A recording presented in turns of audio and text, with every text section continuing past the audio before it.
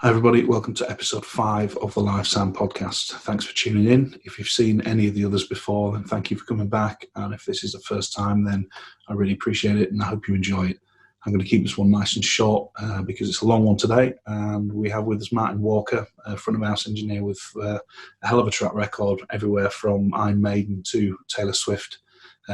Certainly pulls no punches, but at the same time tells us about how being humble and listening to those around you and surrounding yourself with the right people can really improve what you do. So without further ado, take it away, Martin.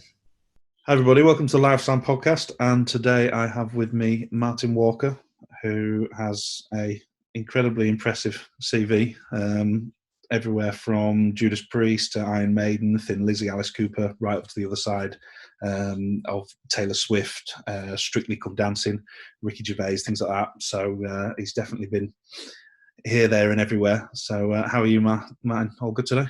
I'm fine, thanks. Yeah, locked away in deepest Lincolnshire, but yeah, all's good. All's good. Good. So we'll get straight to it then. I think everybody will be a bit used to now. It's kind of a familiar format of questions, but I think it's interesting to get lots of people's different vibe on the same thing. So if you want to go right back to the beginning and tell us how and why you got into it or fell into it, or...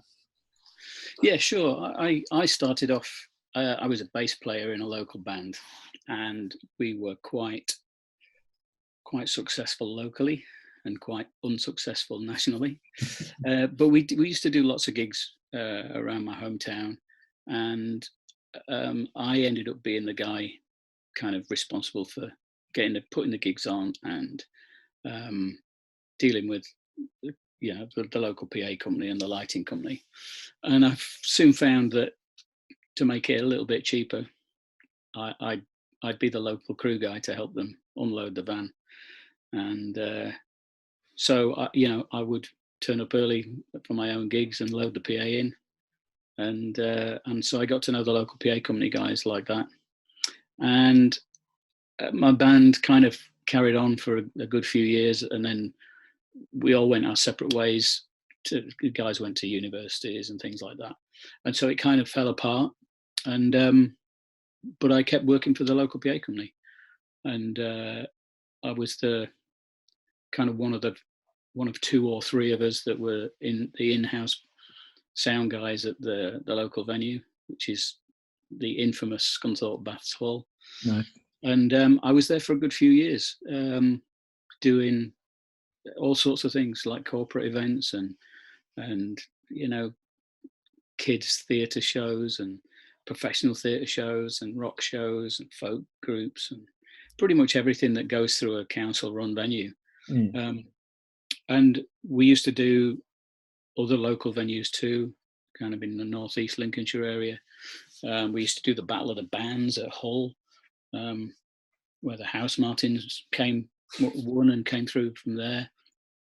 And this was kind of like early to mid 80s. So yeah, I did that for ages, and then and I was working. I had a kind of a real job as well, so I was kind of holding down a real job and then working in the evenings and at weekends doing a PA thing. And then the company I worked for closed down, and so I needed some more income. So I just went to the PA company and said, "Can I come and work full time?" And they made flight cases during the day. Right. So I went and I became a flight case builder, and we did that during the day. And sometimes we'd finish early and load the van and go off and do PA gigs. And so I was kind of working full time for them. And then the local council put on a free festival for about 2 or 3 years running. And it was kind of too big for the local PA company to do. So we got an outside PA company to come in and take care of business. And that was Midland Sound and Light from Leicester, which was a guy called Andy Salmon, and his partner at the time was Ian Day. And I met them, and they kind of liked me for some strange reason. And about a week after we'd done the first of these free rock festivals, my boss at the local PA company got a phone call from Andy Salmon saying, "Oh, what's that guy Martin doing? Can we take him on tour? Can we borrow him?" So this was kind of 1984 or 5 maybe. And so I ended up going off on tour.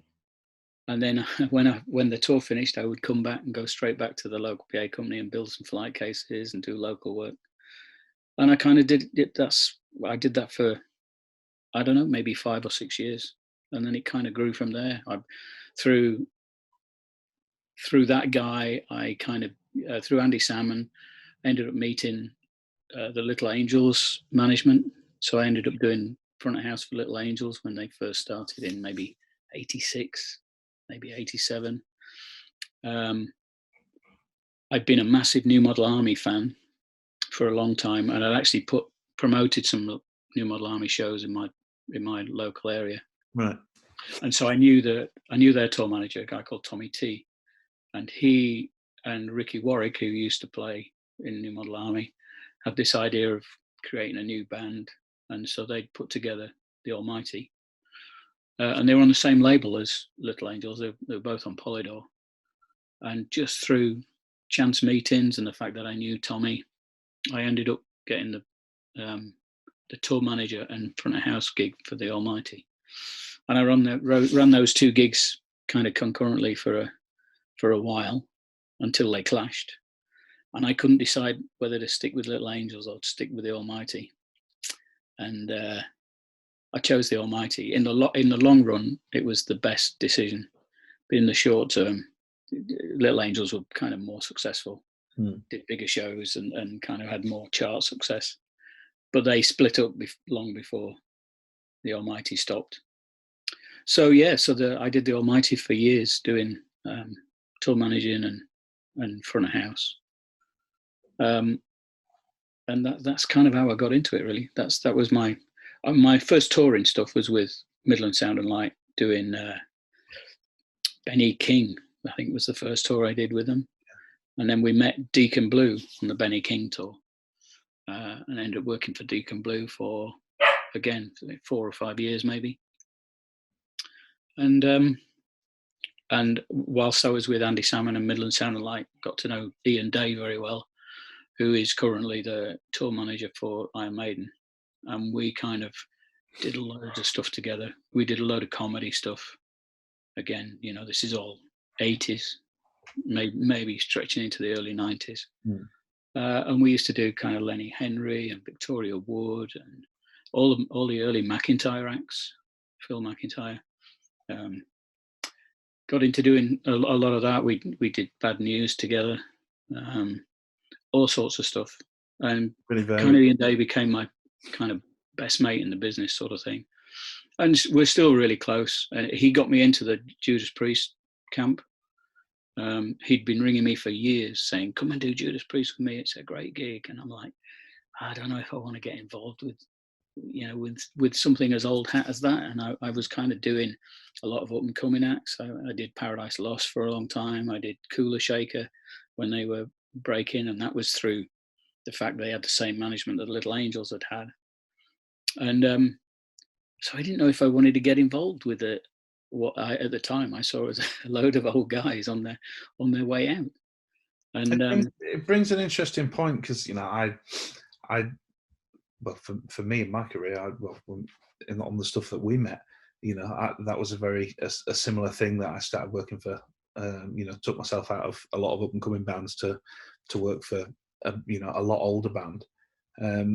And there's something to be said for, because one thing I wanted to touch on, as I said earlier, all the rock stuff, and then over to like things like Taylor Swift and stuff like that, is that I feel like certainly doing the heavier rock stuff, you get pigeonholed massively.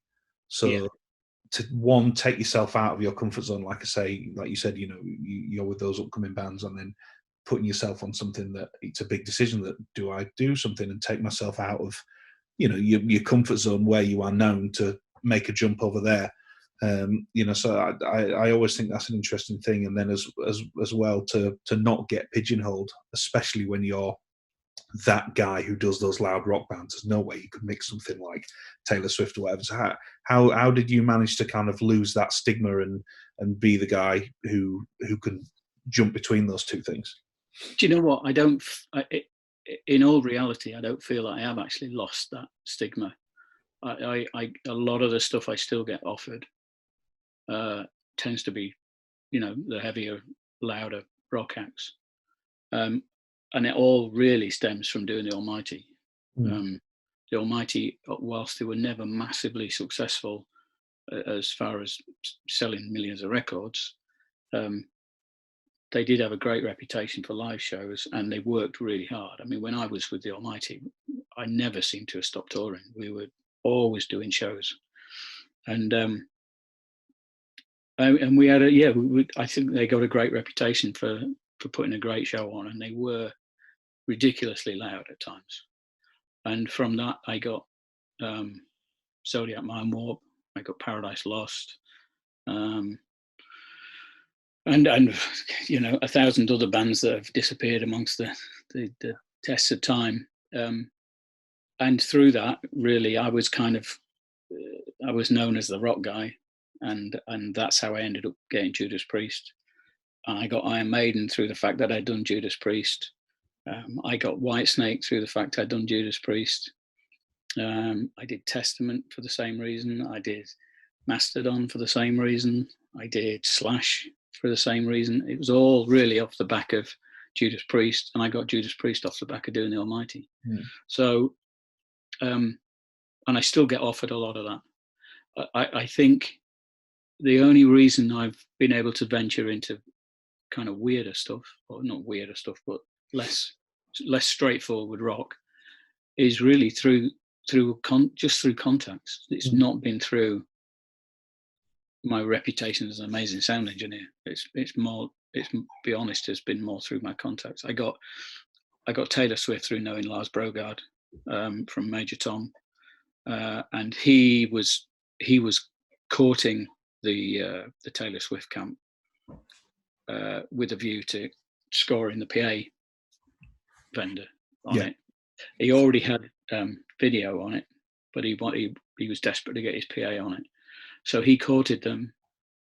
Eventually, they said, "Okay, yeah, you can have the gig."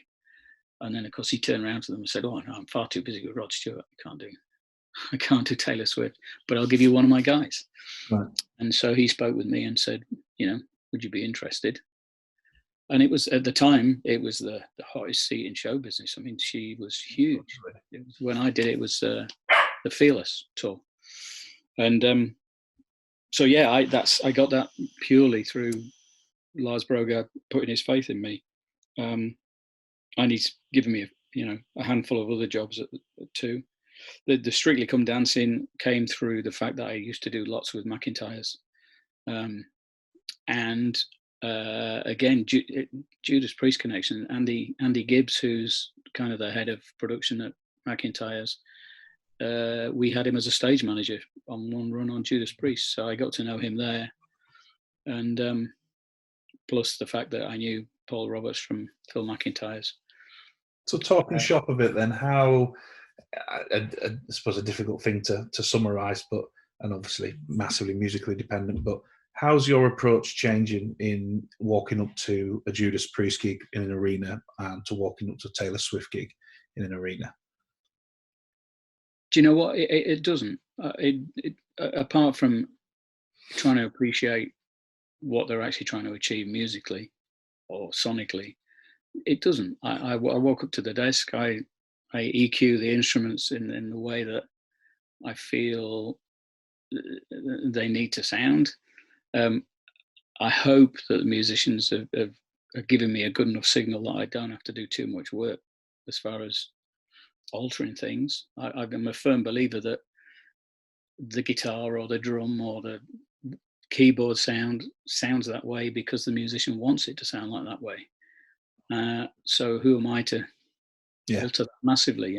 I feel I'm not a member of the band. I'm not there to recreate anything.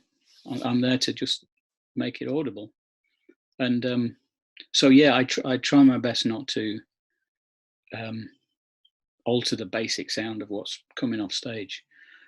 Sometimes that's easy, and sometimes that you get great results, and sometimes it's a nightmare, and all you're doing is amplifying what is not very good in the first place. But that, that's down to the individual bands and musicians. But yeah, I mean, Taylor Swift's band was a great band. And you liaising mainly with the MD on stuff like that, then? Obviously, for Taylor Swift, very much so. Yeah, I did when I first started with Taylor. We did a load of rehearsals in Nashville, and I had the band in there pretty much every day. I think I was out there for about a month, and I had the band in there 5 or 6 days a week for a couple of hours, 3 hours in the afternoon, and we'd work on stuff. And they said to me, "Don't expect Taylor to come in. She won't be in." I'm like, "No, well, that's fine. Let's get to know the music." And after 2 or 3 days, Taylor came in, and I'm sure she was curious to meet her new guy. And so she came in and we talked, and she asked me, my experience and what I'd done. And what was her take on the fact that Judas Priest guy was coming to Nashville to mix her?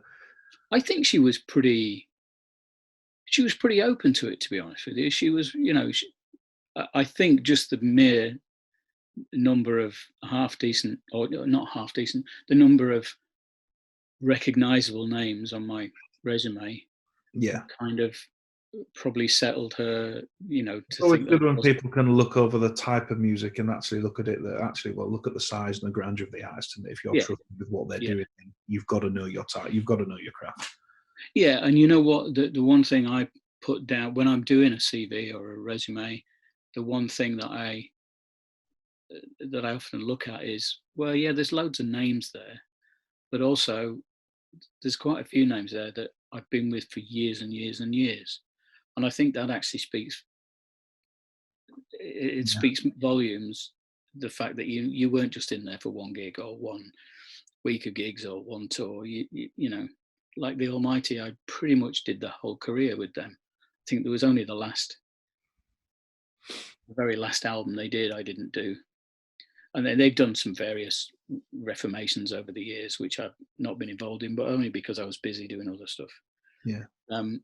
I did EMF for a while, and I joined EMF in 1991, and I still do shows with them. So there's an awful lot to be said for that longevity.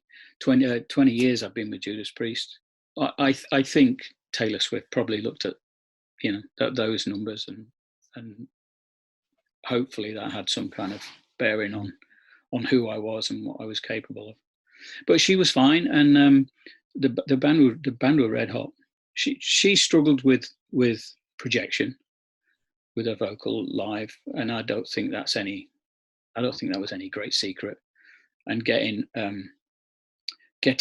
not a huge vocal over an arena full of screaming teenage girls was the challenge. That was the challenge. It wasn't mixing the band wasn't the challenge.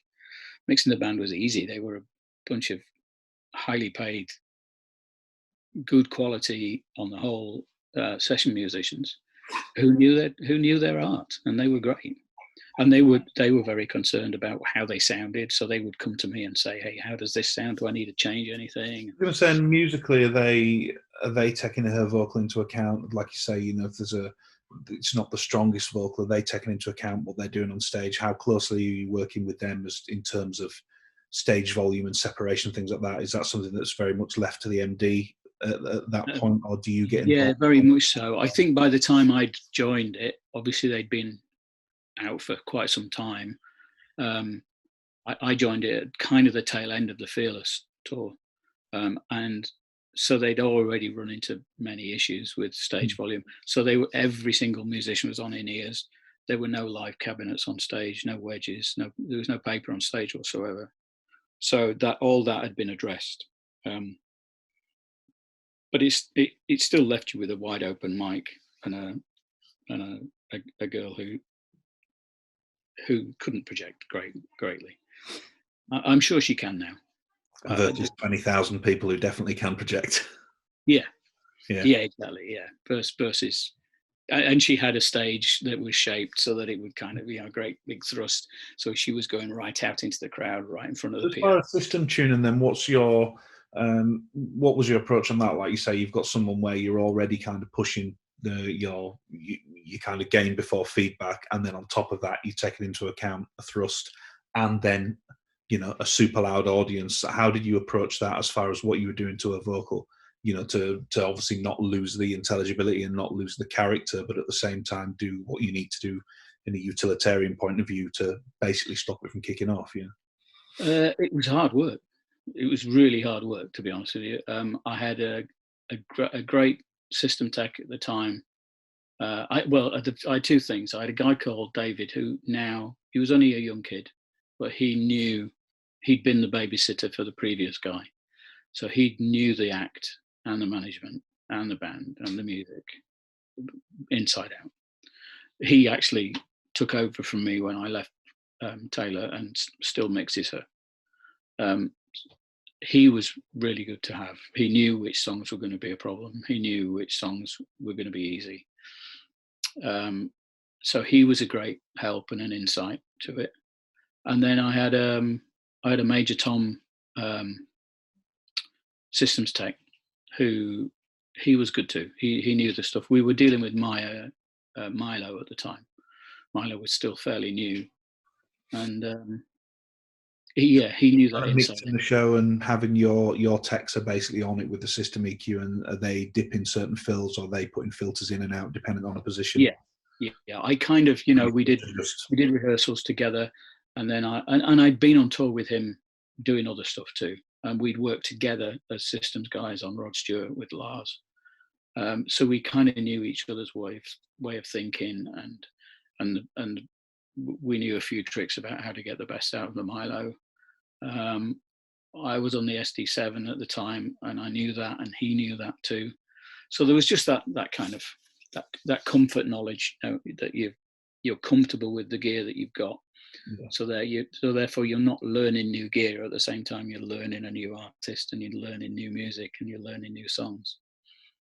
So and I had Lars out there with me too, who was he was walking the venues for me and coming back and throwing his opinions in the hat, and I was open to them all at the time. I was like, you know what, I need all the help I can get. This is a tough gig.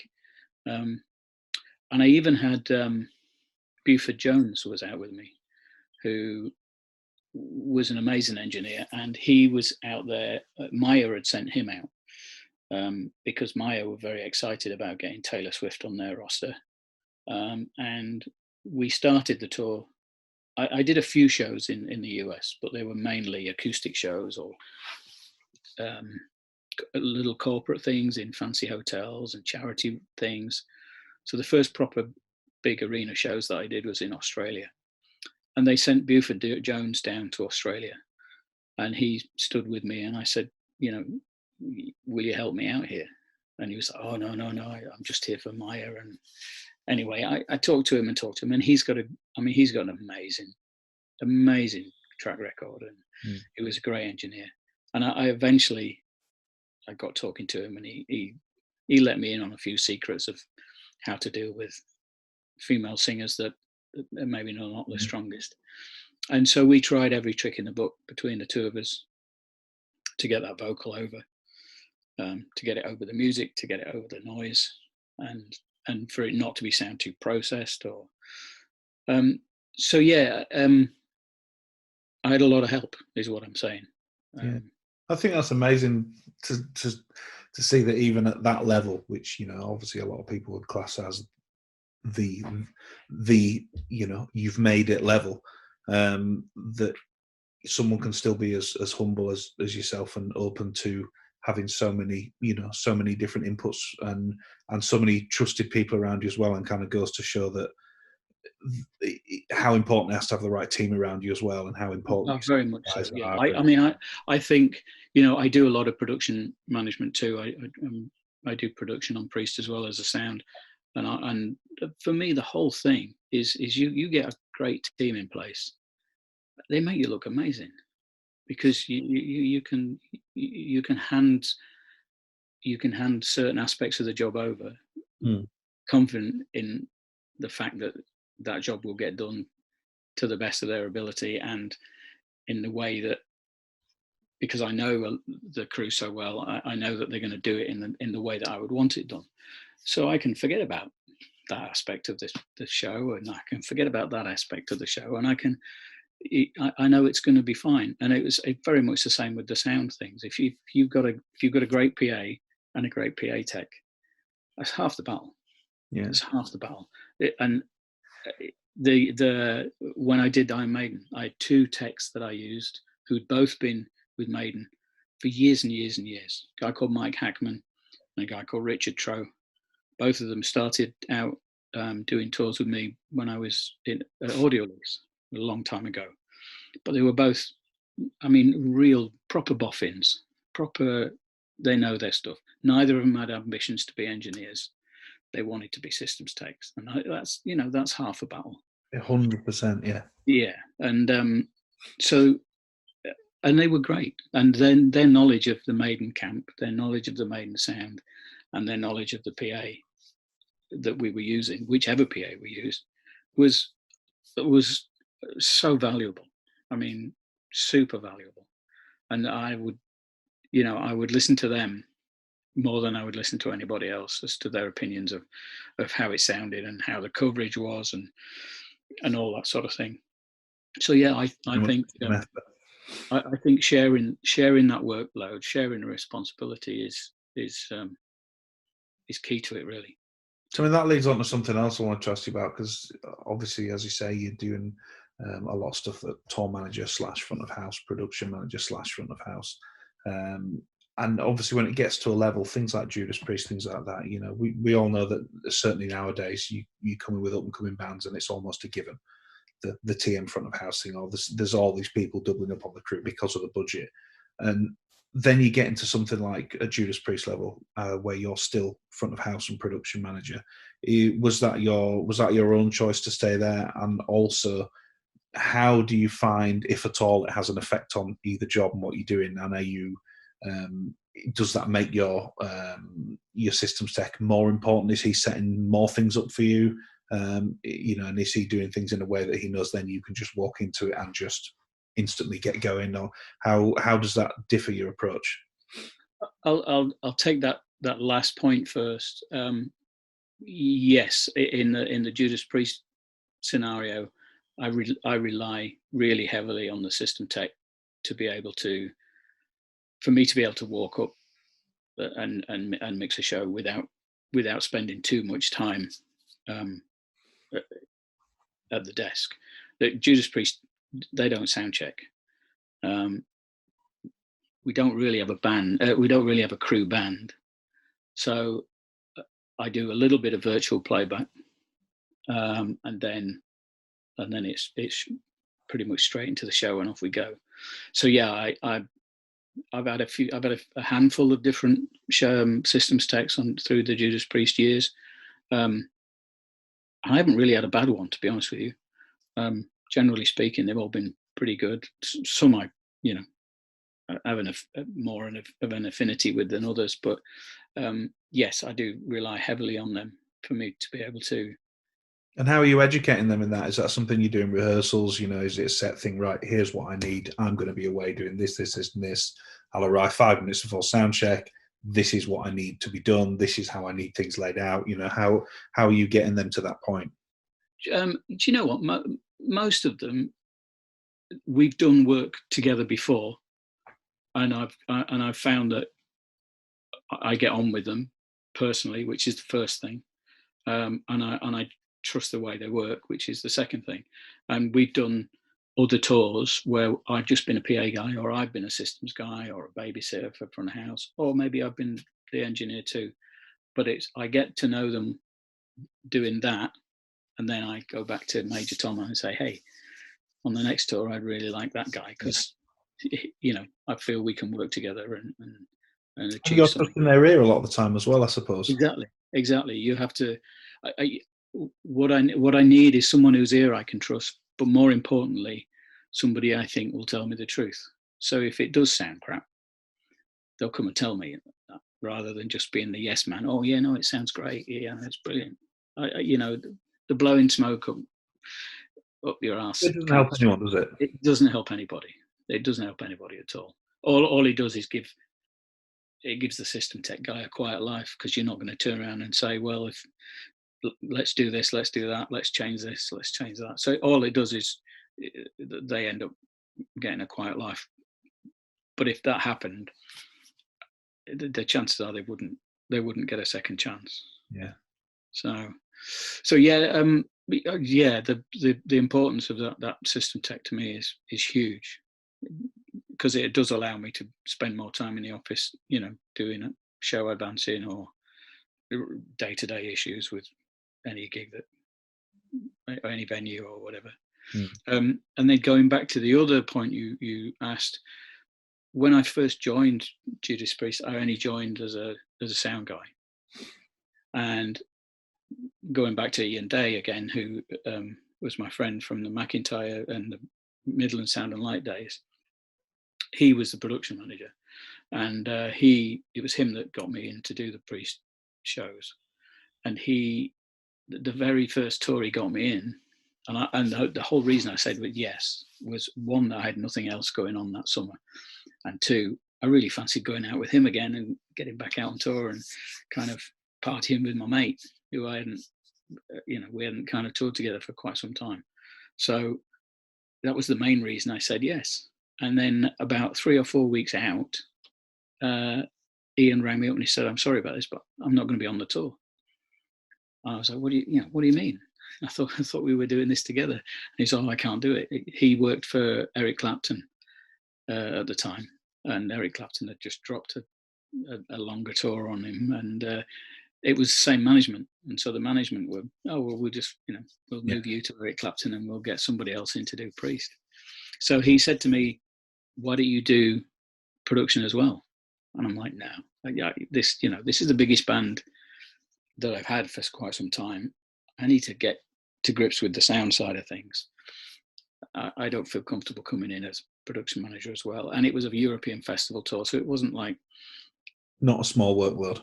Yeah, exactly. So we ended up getting another production manager in, and then we went through maybe 3 or 4 years, maybe even more than that, of Ian kind of starting the tour and then leaving to go and do something else, or I would just cover for him, or I'd cover the start and then he'd come and join us, depending on his availability through the various other acts that he was doing. And so eventually he decided he was going to go and be full-time with Iron Maiden. And he said, and so we talked at length about who to get in as production manager. And he just kept saying, "You should do it. You should do it. You know the band inside out. They know you. Everybody's happy. You've done 10 starts of tours and 10 ends of tours. Just do the whole thing." And it took a while for me to be convinced. But in the end, I decided that I would do both. And it's been all right. It's been good, mainly because the management are great and just leave me to get on with things. There's no interference, and the band trusts me, really. That it's just been we've all been together for so long now. It just kind of runs like clockwork. Amazing. And I kind of, their warehouse with all their gear is 10 minutes up the road from where I live, so I look after that too. And I get involved in set design, and I kind of do an awful lot. So, and that all helps when you go out on the road. If you've absolutely, you've designed the show or helped design the show, and I know the gear backwards, and going back to the sound side of things, then that Martin Walker sound that's obviously got you all of these bands that we're talking about.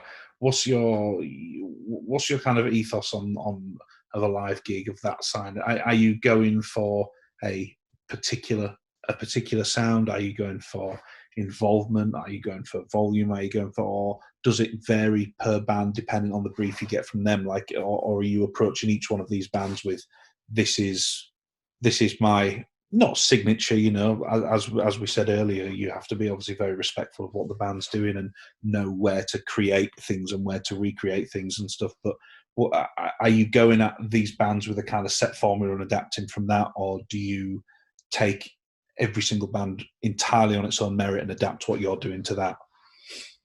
That's a good question. I'd love to say I took every single band on its own merit and I adapted everything, that all my knowledge I had, to suit that. But I think there's a certain amount of what I do the same thing. But then you are being hired for a reason, you know. Yeah. Certainly for years I got told, you know, there's so many bands I've got the job with that, oh, it's because of how you make drum sound. Yeah. Fine by me. I'm all right with that. I think, you know, I think when I first started, maybe not when I started doing my local work, which was, you know, because I was really cutting my teeth then. But once I'd started touring, I was with Andy Salmon from Midland Sound and Light, and he was a good engineer, and he kind of showed me the ropes as to how to get a good drum sound. And he said, you know, you should be able to EQ it like this, and as long as the drums are tuned right, that's kind of a basic EQ for a kick drum, and that's a basic EQ for a snare drum. You know, you might have to change things to suit that guy and to suit that guy, but you should be at that. It's a good starting point. And I still, to this day, use those starting points.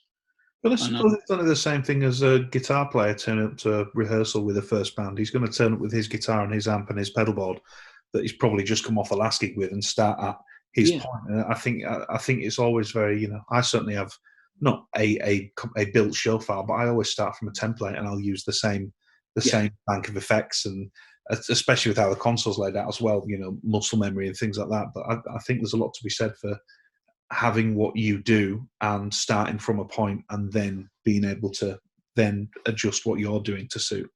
Yeah, I don't think I would trust an engineer who said that he approached it differently every single time, because I don't think you can. You have a way of working. If you're a proven engineer and have any reputation, then hopefully you've been happy for what you did to that last band or what you did to that guys. Hopefully you would pride yourself on how you got that gig, or how you kept that gig, or how you were looked upon for achieving what you achieved. Why would you then suddenly say, well, I'm going to start from scratch this time? You know, you would start with the same building blocks, I think. It's like, you know, it's like anything. It's like an artist. You start with, an artist has a certain way of, you can tell a Rembrandt picture or a Picasso picture because that's the way they paint. It's a different picture, but that's the way they paint. Yeah. I think that's the same with sound engineering. Yeah, pretty interesting. I'd love to say that I had a Taylor Swift approach and I had a Judas Priest approach, but I didn't. I had a Martin Walker approach, and sometimes it fits great. More valuable than anything else. Yeah, sometimes it fits great, and sometimes, you know, maybe not so well. But people hire you because of your, hopefully because of what you've done before. So they kind of know what they're getting, hopefully. So let's talk about the gear used then to get to that sound. So console of choice, I know we've mentioned SD7. Is that? SD7 is definitely my console of choice. Any of the SD range, to be fair, is good. The SD7, I just feel is still the best one out of the ones that's the SDs that's there, and a lot of it's to do with comfort. I ended up being comfortable on an SD7, and so I've just stuck with it. Why would you? I find muscle memory certainly makes you more musical. The less you're thinking about how to find things, exactly, and digging around menus and stuff, it makes you quicker, and it makes you be able to adapt to what the band's doing and adapt to what's in front of you infinitely quicker. So I think I was a Yamaha guy for years and years and years back in the analog days. You know, PM3000, the PM4000, the PM5000. I followed those. I loved them, and I was derided for it because I was working at Audiolese, and they were mainly Midas people, and they, Yamaha's nowhere near as good as the Midas, and you know what? Maybe it wasn't, but I enjoyed it. I was comfortable mixing on a Yamaha. I knew how far I could push it. And Age-old thing, isn't it? I wonder how my show will sound if I did it on a Digico. I wonder if I did it on a SSL or a Profile or an Allen Nathan's. But why ask the question? If you're stood at front of house and you're comfortable with the instrument in front of you, yeah, and you're happy with what's coming out of the speakers, then I think there's so much more to be said than that for, oh, well, I could try that console because the EQ will do this. But if that, it's the age-old thing of people sitting in the studio, and analog versus digital. And so, well, when you listen to the master, who can tell? yeah, It's it's the song that's doing the talking. It's how it's put together, So I definitely agree with you in that half of me thinks it's pointless thinking, well, how would my gig sound if I did it on this? I think if you're comfortable where you are, you're playing an instrument. And if you get a guitar set up and it feels right, then that's the guitar, and you're going to yeah, take that Strat or whatever it is onto whatever gig you do, and because it enables you to get your voice forward and do what you do, yeah. I mean, don't get me wrong. I've done tours where I haven't had my own desk, and so you get to use the desk of the day, and I do enjoy learning the different desks, but I still, I'll even on those tours, if I walk into the venue and it's an SD7, the smile will be on my face, and I've turned gigs down because they've been on desks I don't like, and I've said, what you need here is someone to, if the tour is up and running and somebody's got ill and they need somebody else to, or somebody's been fired because it's not working or whatever, you need someone to walk into that position and be comfortable right from the start. Yeah. So that there's as seamless as possible change. And the first question I've asked is, well, what desk are you using? Oh, we're using an Avid. I'm like, then I'm not the guy for the gig. I'm not comfortable with them. I'm still not comfortable with them. I should be. They're not difficult. It's just when you've had your head round a certain way of thinking and moving easily about a console, to suddenly drop into another one is not always easy, and I don't find it easy. So.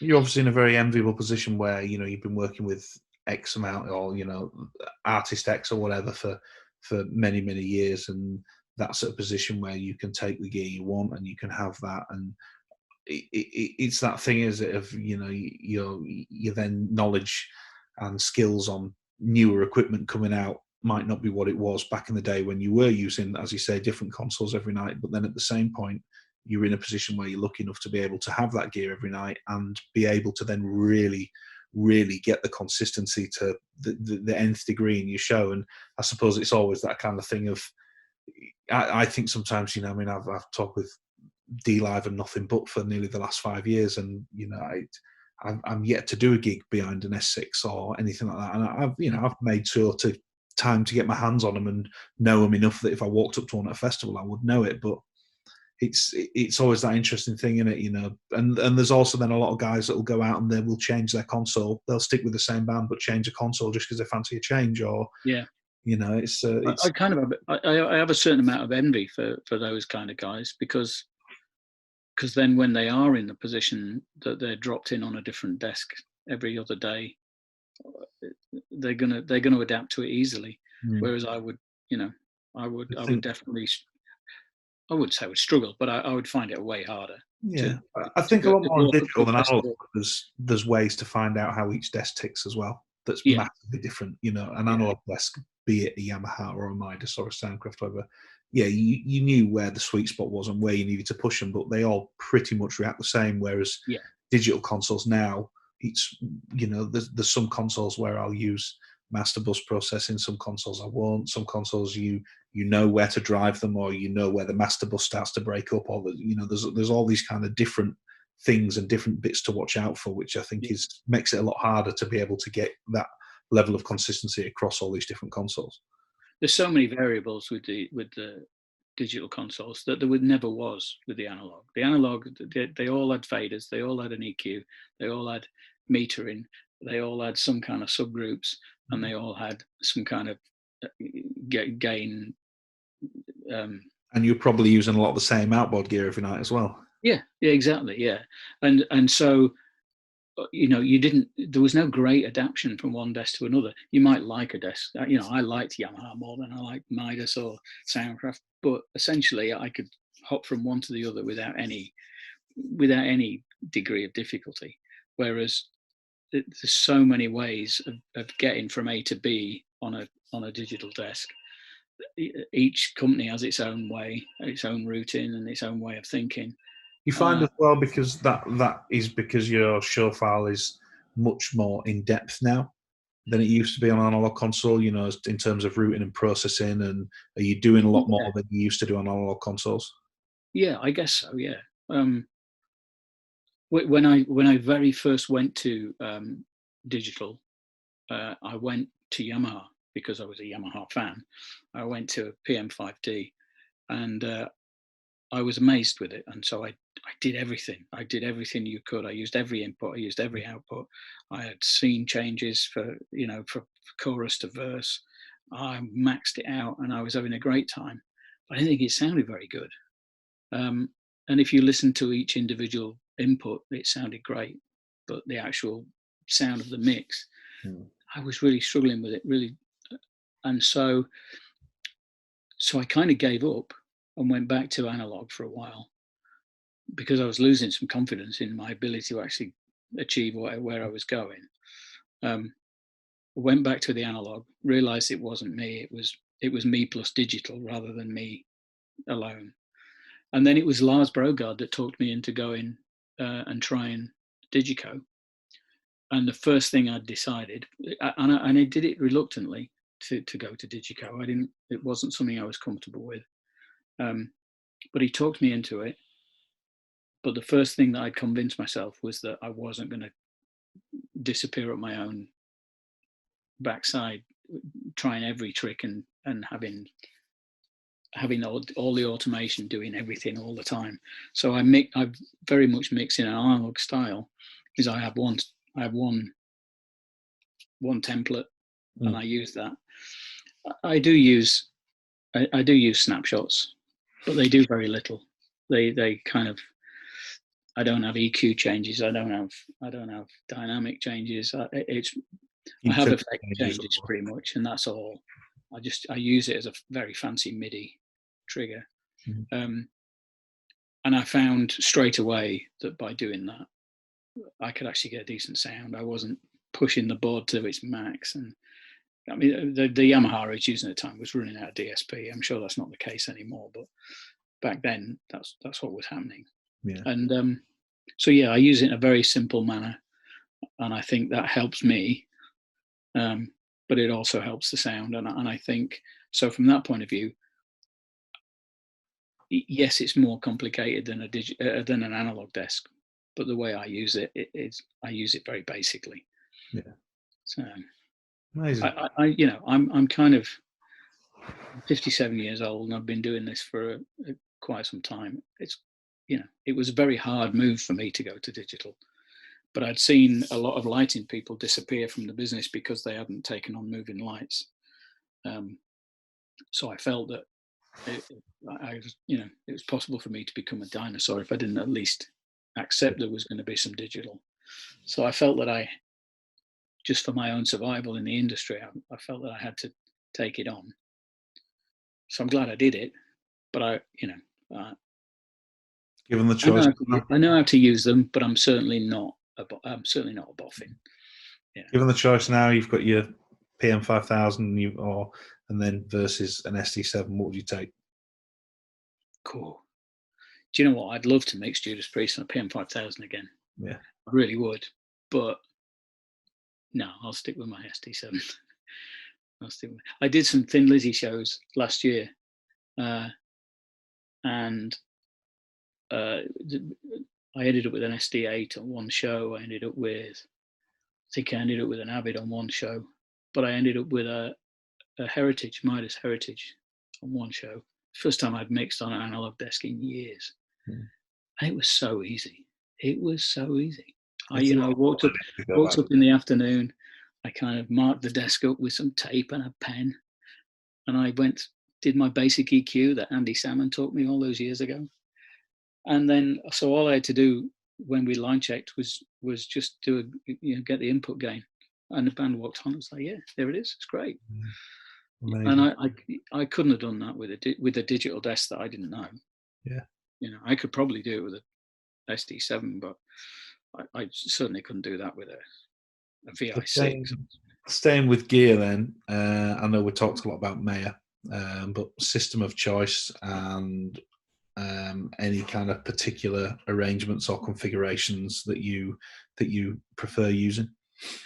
I have to say, I don't think in the current days of line array, I don't really think there's a bad one out there. There's been so much money spent on R&D on all these name manufacturers that there isn't really a bad one. Some are better than others. Some achieve more than others. Some throw better than others. But essentially, I think they're all pretty much of a muchness. I started off doing. I became a VDOS CVE in the very, very early days of L Acoustics coming over into the UK, and so I did a lot of early tours with the VDOS, and I loved it. I thought it was great. You needed to think differently back then, when everything was point source, and all of a sudden there was this wacky voodoo going on in a box. But once everyone got used to that, and then everyone started copying what the basic principles, they're all pretty much the same. I think I really do. But my biggest issue with them all for Judas Priest was to get a decent amount of headroom, and over the years I've done an awful lot of damage to an awful lot of PAs because it simply hasn't had the headroom that's been needed.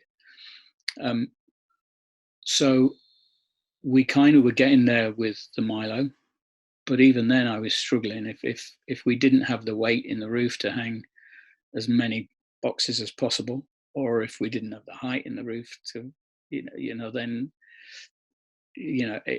every box under a 16 count became, I wonder what damage I'm going to do tonight. And what kind of SPL are you running a typical Judas Priest shop? Well, you know what? It's gone down over the years, I will say, and I think that's because I'm getting older, and I think the band are getting older, and I think the audience are getting older, and the days of being pinned against the back wall by it all was kind of gone, and also the health and safety rules in many countries, many venues. You've got to be able to adapt to whatever show you're doing. Exactly. And probably mix it in 99. Otherwise, you're just going to fall on your ass. I think we sit around 103, 104, and Rob's high pitched screams will take it higher, but it is kind of a momentary peak rather than an average. But I was definitely running out of headroom with VDOS, and then we went to Milo, and to me that felt like it was a bit beefier, and I ran that for a good few years, and then I started having a few driver failures on that, and I got some of the Maya tech guys involved to see if I was doing anything wrong, and they all said, no, you're not doing anything wrong, everything's fine, you should keep doing what you're doing. And again, we were getting a few paper failures, and then as luck would have it, the Leo system came out the very next tour, and so I tried the Leo system, and it just seems to just keep on going, and I haven't had a headroom issue since then. If anything, I've kind of been turning it down since then. Nice. And the same with the 1100 subs. I mean, I used to take in as many HP 700s as we could get on the truck to every gig, and now we leave 1100s on the truck sometimes because we don't need as many, which is, to me, is amazing. Yeah. But so I'm very sold on the Maya side of things. But as I say, I like the Adamson rigs. I like K1. I think K1's a great system. I like the D&B rigs. I like the Martin rigs, but there's not really many I don't like. Yeah. Yeah. Staying with you then, last gear question. If there is one, your desert island must have one piece of gear, whether it be a microphone or some old bit of outboard gear or something that isn't even audio related that gets you through a tour, but that one thing you have to have. The D2, the TC D2, the delay unit is, to me, they're just great. And for me, it's a lot of people give me that same answer. Yeah, they're great. They're small. They don't weigh anything. They give you some great delays, and I have so rely on it so heavily for Judas as well. You know, nothing. They cost nothing. I've probably got 4 or 5 of them in boxes in my workshop outside, brand new, waiting to go. I use them all the time. I think they're great. Amazing. I couldn't do a Judas Priest show without one. Yeah. So, yeah. So, final 2 questions then, a quick fire thing. Your biggest influence in all of this? I got to say, it's really hard to pick one because I've learned so much from so many different people, really. I guess I owe my career to Midland Sound and Light to some extent, and also to the Sunderland brothers from Audio Lease, from when I kind of took the step up from being a big guy at Midland Sound and Light to being a little guy at Audio Lease, to being the young up and coming guy, and they took a chance on me on an awful lot of tours. What about from a creative side of things? Has there been an engineer or someone like that who you've really just been inspired by what they do? Tim Sunderland from Audio Lease was a great engineer, amazing engineer. Still is, as far as I know, still out there touring. Yeah, I guess there's loads. There's loads. Lars Brogard, he's a great person to work alongside because he's so so confident with what he does, and instills confidence in you, which I think is a good thing. Yeah. Who else? It's really hard. I guess I should have thought about that question before now, really. Watching Brad Maddox work. Brad Maddox did Queensryche support in Judas Priest, I don't know, maybe 15 years ago. And I was kind of nervous about, going on after him. But he was great. He was great at sharing. I tell you, the best people are the ones that share their knowledge. Yeah. And because they seem to be a bit more humble and a bit more approachable. And Brad Maddox was definitely one of those guys. Amazing. He was really good. Akeem from Scorpions, German guy, older guy. He's probably 70 years old. What a great guy. I mean, just a super nice human and a great engineer. And he's more than happy to share all his knowledge and help you out when he. Well, that's it. And like we said at the very start, when you were saying about the right people behind the right team back, I suppose whatever you do and whoever you are, you do never stop learning in this. There is no right or wrong way to do anything. And while there's still people writing new songs and new styles of music and new gear, and there can be no set way. So I don't know. I agree. I try and share any knowledge that I have with any of when I see new kids coming into Major Tom I try and take new people out on Judas Priest tour, give them a start, a helping hand, and I kind of quite like taking them under my wing and saying, this is the best way to do this, and try this, and you'll get the best result. Amazing. It is a very difficult and very unclear way to get into all this. Yeah, and as I said, Andy Salmon was the guy that taught me how to get started, and I really respect that, and he's got a soft spot in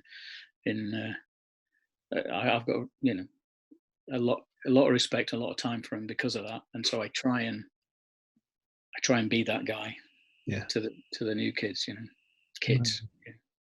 So final question then, and it's one we've been asking to everybody, but if you could, you're parting one piece of advice, be it a technical thing or be it how to act or anything, just one piece of advice that you think could help people. I'm going to go for 2, which I know is cheating, but I'm going to go for 2. The first thing is, it doesn't matter how good you are or how bad you are, you can learn to be an engineer or a lighting guy or a guitar tech. You can't necessarily learn to be a nice person. So you need to be able to get on with people. You need to be the guy on the bus that somebody is happy to hang with. And because if you're not, the chance of you getting asked back the next time is, the good sound won't be remembered, but the good laugh in the back of the bus will hopefully be remembered. So that's how I always vet the crew that I've got, is, do I want to hang out with them? So that's the first thing.